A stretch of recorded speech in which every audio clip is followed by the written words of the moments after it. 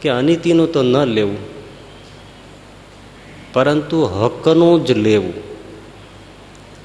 અણહકનું ન લેવું. અણહકનું એટલે તમે એમ સમજો કે અનિતિનું છે એમ, પણ એમાં થોડો ભેદ છે, એટલે આ વાત સમજવા જેવી છે. આપણે કે અણહકનું નથી લેતા, એનો અર્થ એ થયો કે અનિતિનું નથી લેતા, એવો અર્થ થયો ને, થોડું સમજવાનું છે.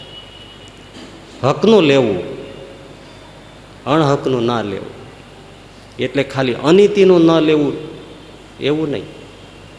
સમજો, એક શેઠજીએ પોતાને કંઈ કામ હશે એટલે એક મજૂરને પોતાને બંગલે બોલાવ્યો,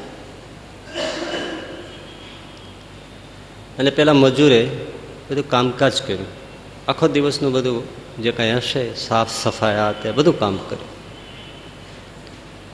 અને શેઠની પેલા મજૂરની ચોકસાઈ, કામની ચપળતા, સ્વચ્છતા એ બધી જોઈને શેઠ બહુ રાજી થયા. પેલા મજૂરને સાંજ પડે 500 રૂપિયા આપ્યા. ખોટું છે કશું? કશું ખોટું છે? પેલા મજૂરે એમાંથી 200 રૂપિયા લીધા, 300 શેઠને પાછા આપ્યા. શેઠે કહ્યું કેમ એવું કર્યું? મારું મહેનતાણું સાહેબ આટલું થાય, 200 રૂપિયાનું થાય, મારી નોર્મલ મજૂરી આટલી જ ચાલે, 300 રૂપિયા પણ હું ખુશ થઈને આપું છું ને, એ અણહકનું છે, મારા હકનું નથી. તમે સમજો, મારો હક નથી. હું કોઈ બ્રાહ્મણ નથી, હું કોઈ સાધુ નથી કે હું તમારો દાન સ્વીકારું. હું ભેટ કેવી રીતે લઈ શકું? હું કોઈ બ્રાહ્મણ નથી, તેમ હું કોઈ સાધુ સંત નથી, તો 300 રૂપિયા તમે મને કેવી રીતે ભેટ આપી શકો? મારી મહેનત ના, મારો બસ મહેનતાણું 200 રૂપિયાનો થાય છે, એટલે 200 રૂપિયા હું લઉં, 300માંથી 1 રૂપિયો હું ન લઉં. આ એક જણાએ આવું નથી કરવું, એ દ્રષ્ટાંત નથી. જે કોઈ સમજનારા એવા ઘણા અમે જોયા છે, એ પોતાના પરિશ્રમનો જે સ્કેલ હોય એટલું જ લે, વધારે આપો કાં પાછું આપી દે, અને કાં કોઈ દેવ મંદિરમાં દાન કરી દે. મારું નથી, મારા પસીનાનું તો નથી જ, એટલે હું ન લઉં.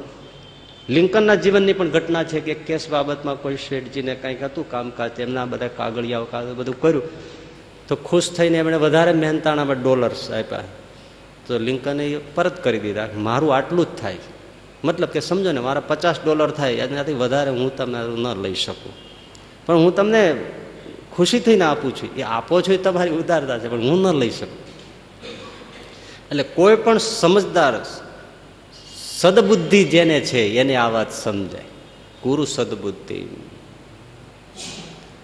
મારા પરસીનાનો નથી, હકથી બારું છે.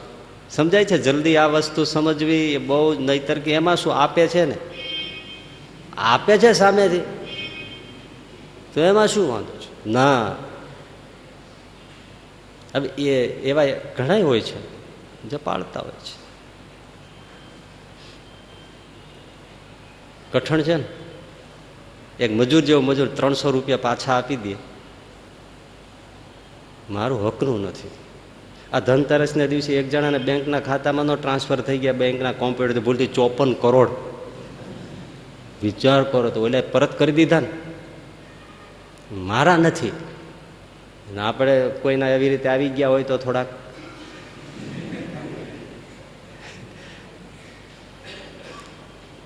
આપણે ક્યાં લેવા ગયા હતા, ભૂલ એની ઈ ભોગવે, જોયું? પણ ખરો જે માણસ એ મારા હકનું નથી, આ અણહકનું છે, એ ન સ્વીકારવું શાસ્ત્રનો ન્યાય છે. સુખી થવું હોય તો, અને ભગવાનને પામવું હોય તો. એ શરૂઆતમાં કાંઈ ખબર ન પડે, પણ અણહકનું છે ને એ બધું અધર્મનું કહેવાય. એ અધર્મનું છે ને એના 9 આંગળ કા દંત, એટલે આ દાંતરડા જેવું એ દ્રવ્ય કહેવાય. એટલે તમે કોઈને છરી મારી હોય તો તમે ખેંચી લો તો નીકળી જાય, તો માણસ જીવી જાય. પણ કોઈને વાંકા દાંતરડા જોઈએ છે ને, આવી રીતે વાંકા હોય, એ કોઈના પેટમાં નાખી દીધું પછી તમે ખેંચો, એ સીધું નીકળે? આટલું કાપીને નીકળે. અણહકનું જે આવી જાય એ આંતરડા કાપીને નીકળે.